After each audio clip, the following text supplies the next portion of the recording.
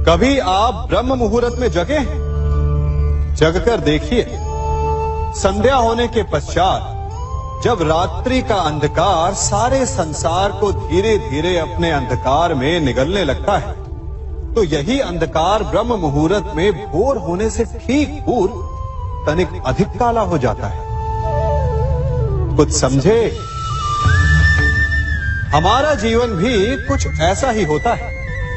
जब हमारे जीवन की समस्याएं अपने अंत पर होती है, तो यही समस्याएं एक भीषण रूप लेकर हमारे समक्ष प्रस्तुत हो जाती है और ऐसे परिस्थिति में अधिकतर लोग हार मान जाते हैं, भय खा जाते हैं। परंतु यदि आप हार न माने, भय न खाएं, दृढ़ रहें, निरंतर आगे बढ़ते रहें, तो प्रकाश के रूप में हमारा स्वागत करने के लिए सूर्य उदय सदा हमारे समक्ष प्रस्तुत रहेगा। आपने बरगद के वृक्ष को देखा है? जितना विशाल उतना दृढ़।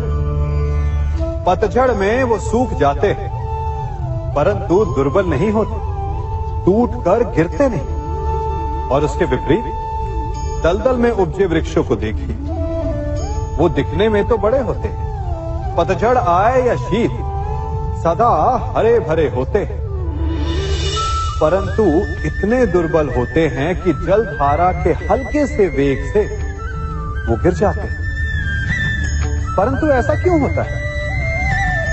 कारण है जड़ें। जिसकी जड़ें दृढ़ भूमि में है, वो हर चक्रवात, हर ऋतुओं को सह लेता है। और जिसकी जड़ें दलदल में है, वो स्वयं की जड़ों को दुर्बल बना लेता है। कुछ ऐसा ही मनुष्य भी होता है, जो अधर्म, कुकर्म और असत्य की धरा पर उपजा है। वो समय की एक मार भी नहीं सह पाता। और जो मनुष्य सत्य, धर्म की धरा पर उपजा है, वो हर समस्या से अविचलित हो जाता है। अब आप पर निर्भर करता है कि आप क्या बनना चाहते हैं। हमारे जीवन में मित्र और शत्रु बड़ा महत्व रखते हैं। यदि गंभीरता से सोचा जाए तो ऐसा कोई क्षण नहीं जब हम अपने मित्रों के बारे में ना सोचते हो या फिर अपने शत्रुओं के बारे में।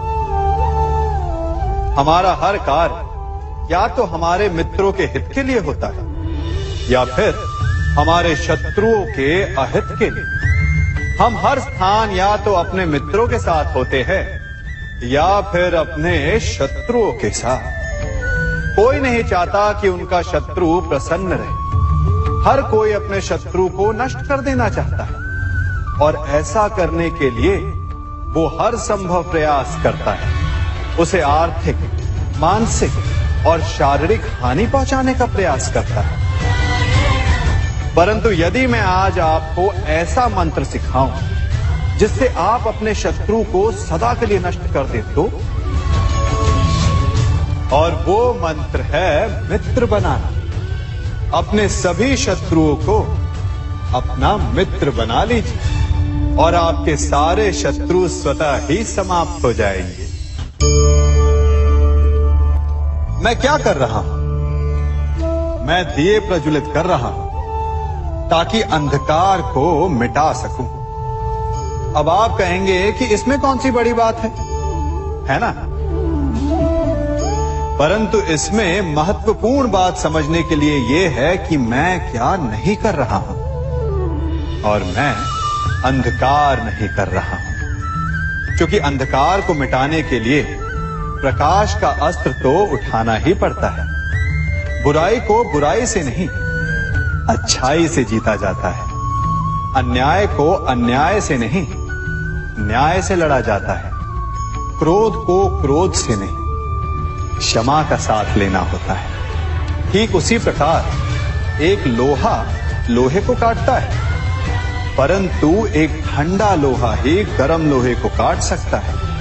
इसलिए यदि आपको अपने जीवन में विजयी होना है तो अपने शस्त्रों को, अपने अस्त्रों को सोच समझ कर उठाइए, क्योंकि एक अनुचित सोच परिणाम पर भारी प्रभाव डाल सकती है। आप सब सोच रहे होंगे कि ये क्या मैं करने लगा। मैं इस पौधे को जड़ से उखाड़ रहा हूं। आश्चर्य हो रहा है ना कि एक पौधे को उखाड़ना या काटना ना केवल एक अपराध है अपितु पाप भी है। तो फिर मुझे ऐसा करने की क्या आवश्यकता पड़ गई? क्योंकि कई बार विनाश ही सृजन तक पहुंचाता है। यदि नया भवन बनाना हो तो पुराने भवन को गिराना पड़ता है। व्यवस्था को परिवर्तित करने के लिए क्रांति लानी पड़ती है। और उसी प्रकार यदि किसी वृक्ष या किसी पौधे की जड़ों में घुन लग जाए या उसका मूल सड़ जाए तो उसे जड़ से उखाड़ देना ही श्रेयस्कर होता है, ताकि उस स्थल पर नए पौधे उपज सके। युद्ध करना पर्याय नहीं, परंतु कभी कभी शांति के लिए युद्ध करना आवश्यक हो जाता है। संसार में सबसे श्रेष्ठ क्या है?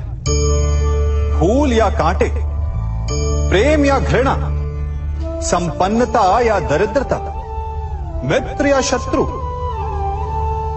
बताइए। अब आप भी कहेंगे कि भला ये कोई पूछने की बात हुई? अवश्य, फूल, प्रेम, संपन्नता और मित्र ही श्रेष्ठ है। परंतु क्या आपने अपने जीवन में कभी सोचा है कि हर एक भाव, हर एक वस्तु, हर एक घटना का एक गुण धर्म होता है? त्वचा पर जलन करने वाले फूलों से अधिक श्रेष्ठ वो कांटे हैं जिनसे आप अपने घर की बाढ़ बनाते हैं ताकि वन्य पशु आपके भीतर ना आ सके। वो प्रेम श्रेष्ठ नहीं जो आपको अंधा, लोभी, पक्षपाती बनाता।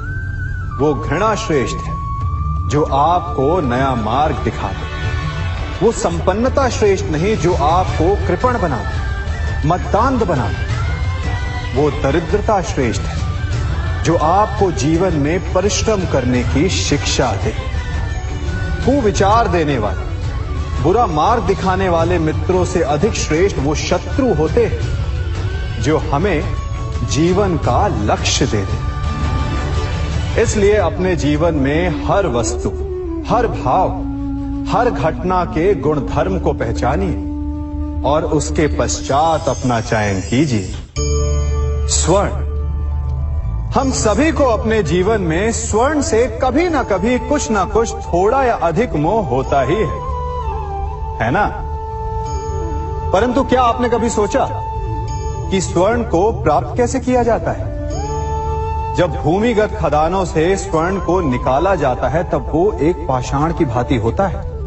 ऐसा पाषाण जिससे आप किसी को भी मार सकते हैं, परंतु उसे आभूषण के रूप में स्वयं के शरीर पर धारण नहीं कर सकते। यदि उसे आभूषण बनाना है तो उसे लंबी यात्राएं करनी होती है। उस पाषाण को पिघलना होता है। सुनार के हथौड़ी की अनेकों चोटें खानी पड़ती है, फिर काट छाट और उसके पश्चात जाकर वो ऐसा आभूषण बनता है जो हमें वर्षों तक, सदियों तक लुभाता रहता है।